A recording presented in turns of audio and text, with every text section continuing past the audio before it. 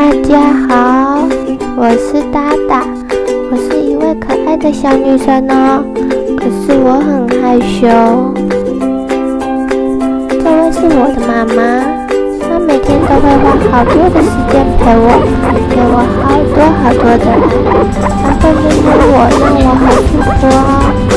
你看，我很享受吧，好舒服哦。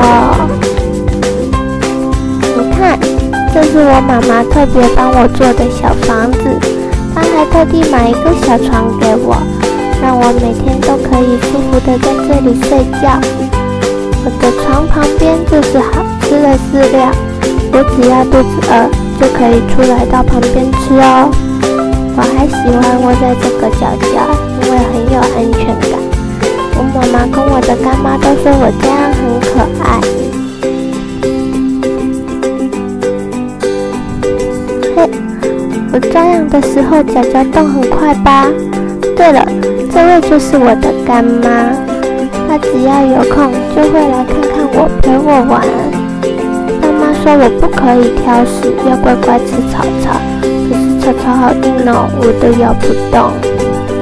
我还是吃我最喜欢吃的菜菜好了，好软，好好吃哦。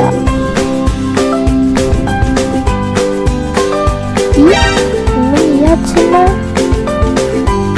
谢谢大家今天来看我。